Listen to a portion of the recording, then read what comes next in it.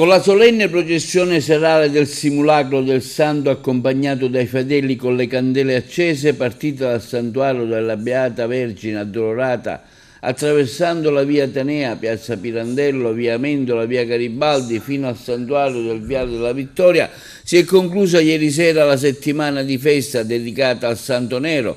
Il fercolo del Santo era preceduto dalle motoape parate a festa raffiguranti immagini del Santo, veri e propri cavolapori, molto apprezzati dalle persone. Quindi il tambureggiare di tammura di Girgenti, a seguire la banda del complesso bandistico Giuseppe Verdi di San Biagio Platani, che accompagnava con vari brani classici il Santo. I vari rappresentanti delle associazioni di volontariato, della Protezione Civile, della Croce Rossa, del Consiglio Pastorale, della Confraternita di San Calogero e di quelli dei portatori del Santo, presenti le tante autorità locali, con in testa il sindaco Francesco Miccichè e don Gerlando Montana Lampo, rettore del santuario di San Calogero.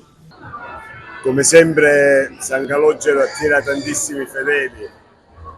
Una settimana vissuta all'insegna della preghiera, nei momenti di gioia, nei momenti di svago, ma nei momenti di vera e sentita fede, anche se vissuti non nel santuario ma all'Immacolata, solo perché è interessato dai lavori di restauro. Abbiamo ugualmente vissuto la nostra esperienza nel modo più bello possibile e l'abbiamo fatto come comunità di Agrigento.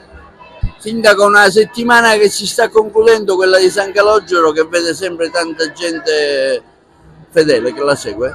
Sì, si conclude stasera la seconda domenica di San Calogero, una festa sentita da tutti gli agrigentini, un santo seguito da tutti noi. Anche oggi è stato l'ingresso del santo all'interno dell'atrio del comune di Agrigento, una tradizione che abbiamo mantenuto, tanti eventi collaterali. Penso che quest'anno ci sia stata un'ottima riuscita.